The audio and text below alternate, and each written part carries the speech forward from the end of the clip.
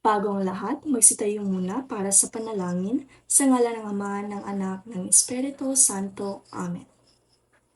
Magandang umaga mga bata. Ako nga pala si Binibining Bea. Kumusta kayo ngayong araw?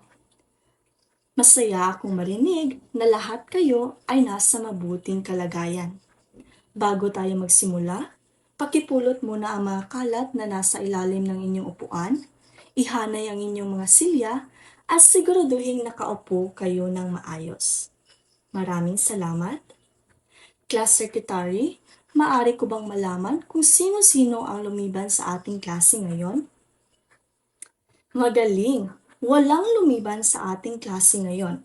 Ibig sabihin, lahat kayo ay gustong matuto.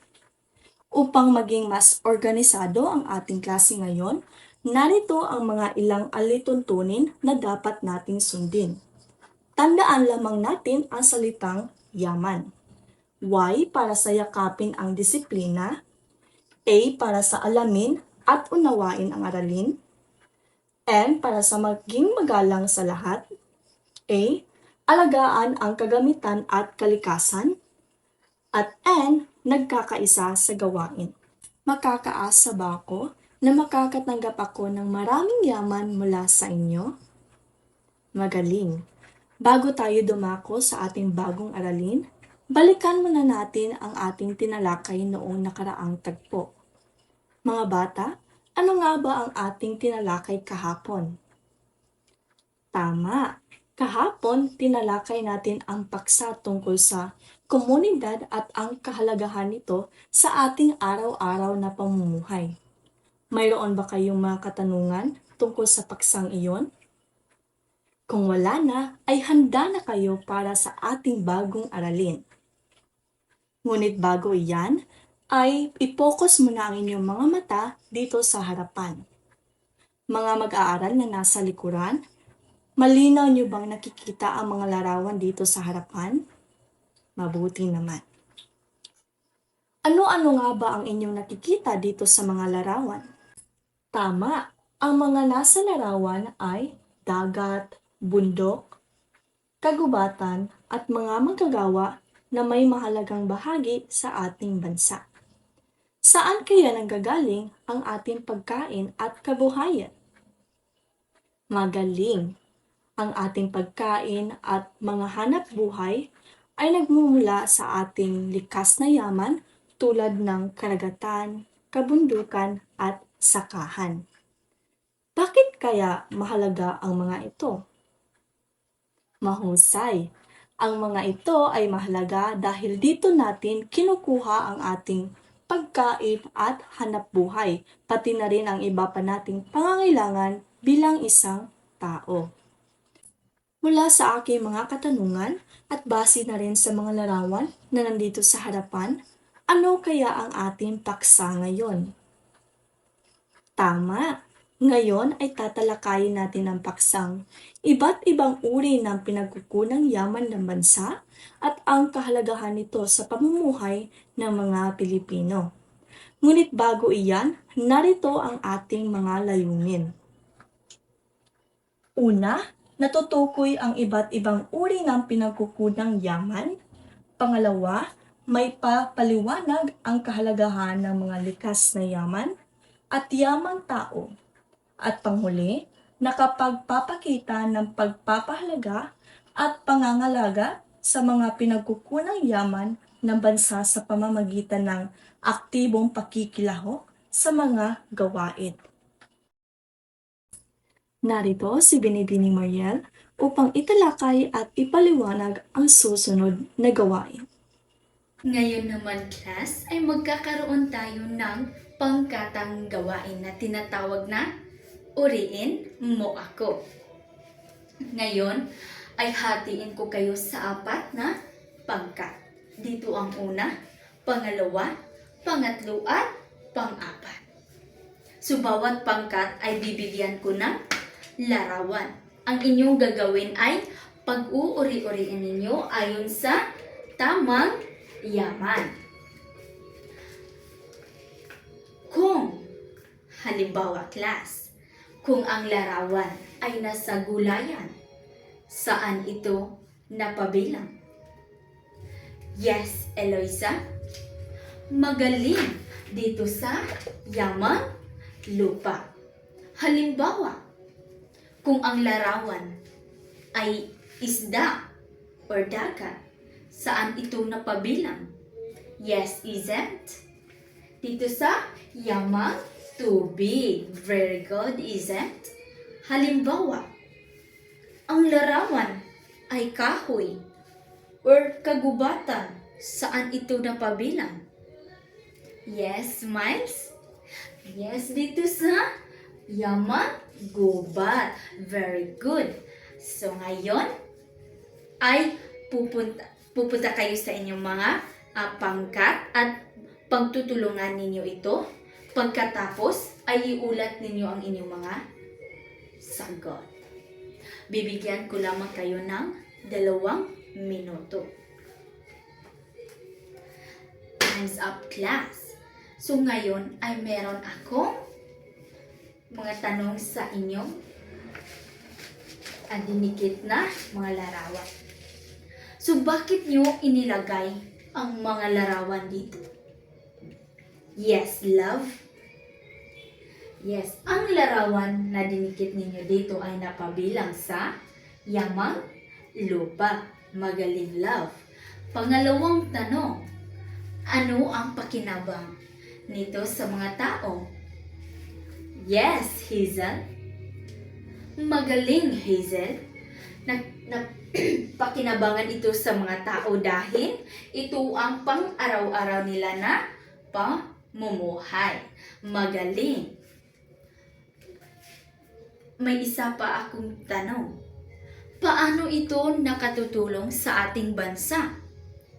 Yes, Ana. Yes, nagbibigay ito ng pagkain, trabaho at kabuhayan ng mga Pilipino. Magaling, Ana.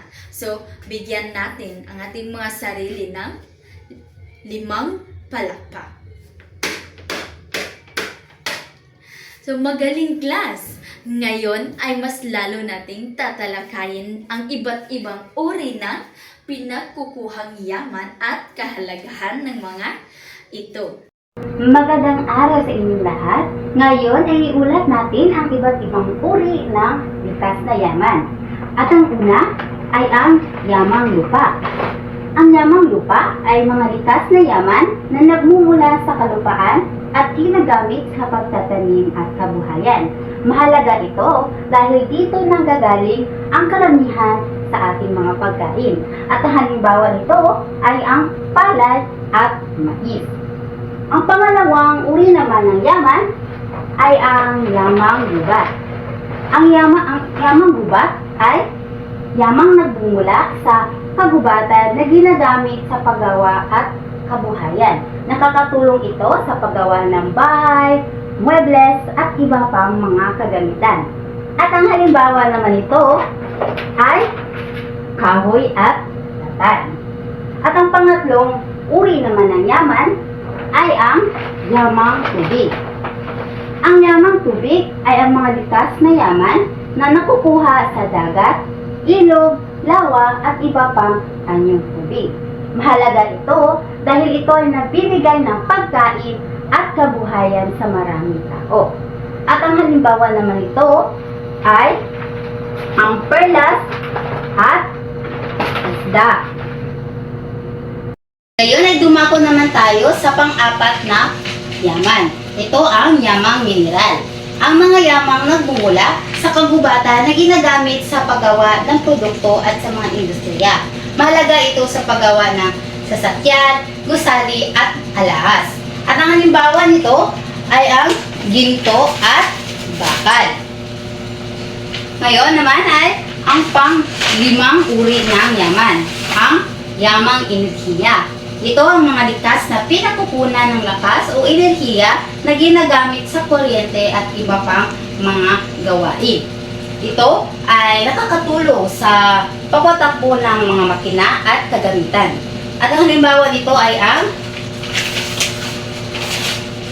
araw, tubig, at hangin. Ngayon naman ay ang panghuling uri ng yaman, ang yamang tao. Ito ay tumutukoy sa mga tao na gumagamit ng kanilang kakayahan, talino at lakas sa paggawa at pagpapaunlad na basa. Ang halimbawa nito ay ang mamamayan, mga manggagawa o tayong mga tao na naninirahan sa mundong ito. Sa kabuuan, mahalagang pangalagaan at pahalagahan ang ating likas na yaman dahil malaking tulong ito sa ating pamumuhay at sa pag-unlad ng ating bansa. Magandang araw mga bata. Ako nga pala si Binibining Ann Fatima Roslinda at maaari niyo akong tawaging Teacher Ann. Masaya akong makasama kayo dahil may bago tayong matututunan tungkol sa ating kapaligiran. Nakita ko ring aktibo kayo sa pakikinig sa ating diskusyon kanina. Kaya inaasahan ko ang iyong aktibong pakikilahok, pakikinig at pagkamalikhain sa ating gagawin. Para tayo sumigla at magbigay inspirasyon, aawit muna tayo ng isang malikhaing awit na pinamagatang Kapaligiran ng Asin. Narito ang liriko ng awitin. Nais kong sabayan niyo ako sa pag-aawit.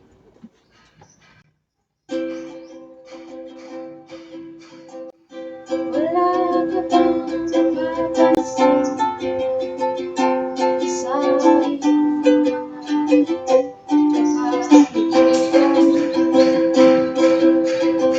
ay dumi na ng hangin, tila ang mga ilog natin.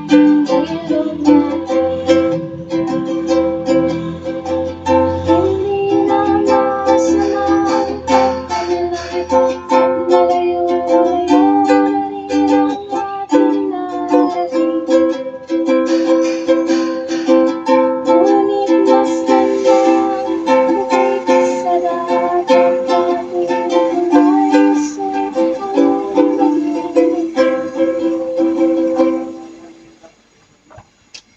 Sa tingin ng mga bata, anong sinasabi ng awitin tungkol sa ating kapaligiran?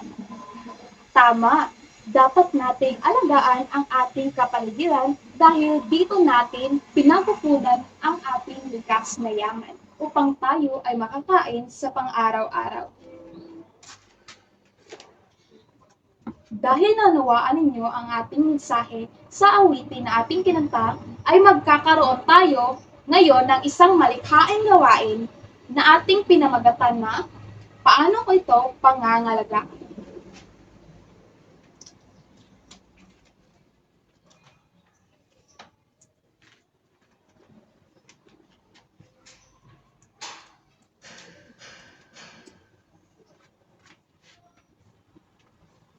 Ang klase ay hahatiin sa 4 na grupo. Ang bawat pangkat ay bibigyan ng isang sitwasyon tungkol sa mga suliraning nakakaapekto sa ating kapaligiran at ang mga pinagkukunang yaman. Sa gawain ito, inaasahan ko kayo ay makikipagtulungan sa inyong pangkat, magpapakita ng malikhaing presentasyon at magbibigay kayo ng sariling mungkahi at ideya. So bibigyan ko lamang kayo ng 10 minuto upang maghanda sa inyong gawain. Narito ang mga sitwasyon ng bawat pangkat. Sa unang pangkat ay ang pagtatapon ng basura sa ilog. Sa ikalawang pangkat naman ang illegal logging. Ang ikatlong pangkat, labis na pagmimina sa bundok. At ang ikaapat na pangkat ay dumarami ang mga sasakyan, kotse o motor. Simulan na ang oras. Alam kong handa na kayo, kung gayon ay simulan na natin. Napakagaling! Nakita ko na kayo ay nagtulungan at naging malikhain sa inyong mga presentasyon. Mga bata, tandaan natin na bilang batang Pilipino, mahalagang pangalagaan natin ang ating likas na yaman upang mapakinabangan pa ito sa susunod na henerasyon. Kung aalagaan natin ang ating kalikasan ngayon, masisiguro nating may magagamit pa ang mga bata sa hinaharap. Ngayon naman mga bata ay susubukan natin kung gaano ninyo nauunawaan ang ating aralin. Kumuha ng isang buong papel, isulat ang inyong ngalan, section, at petsa ngayong araw. at isulat sa gitna ang inyong ikalawang pasulit.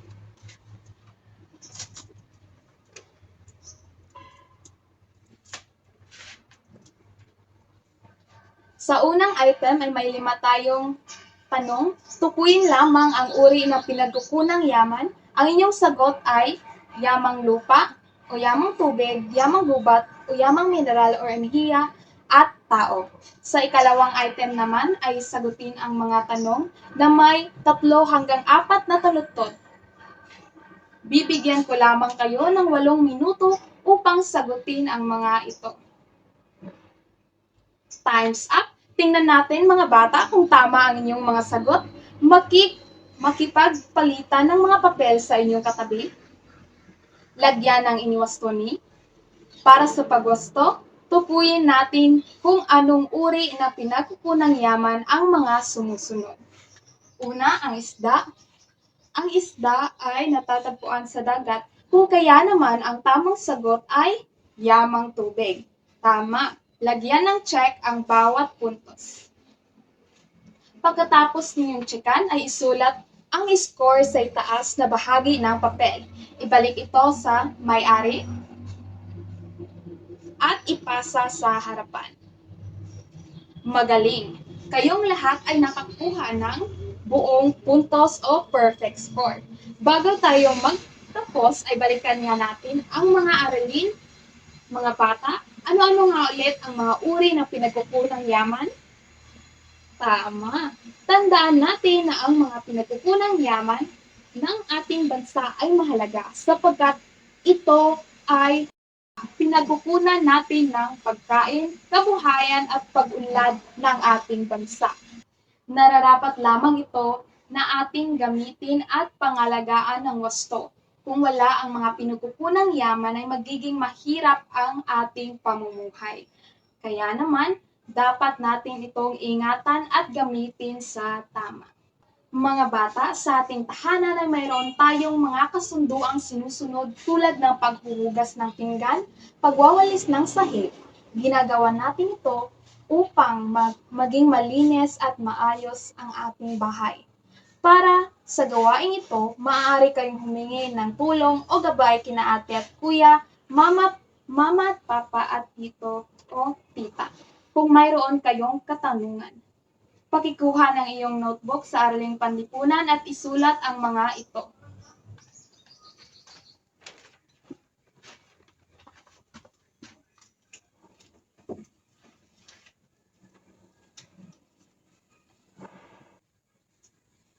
Panuto, gumupit o gumuhit ng tig-isang halimbawa ng yamang lupa, yamang tubig, yamang enerhiya, yamang gubat, yamang mineral at yamang tao. At isulat ito sa inyong notebook kung paano ito mapapangalagaan. Siguraduhing malinis, maayos at malikhaing gawain ng inyong takdang aralin. May tanong pa ba kayo mga bata? Kung wala na ay maraming salamat sa inyong pakikinig at aktibong pakikilahok. Pakiayos muli ng mga hanay ng inyong upuan, pakiligpit ang inyong mga papel at pulutin ang mga busura, at tumuyo para sa ating panapos na panalangin. Sa ngalan ng Ama, ng Anak, ng Espiritu Santo, purihin natin ang Panginoong Diyos, ngayon, bukas at magpakailanman. Amen. Mag-ingat sa pag-uwi mga bata at maraming salamat.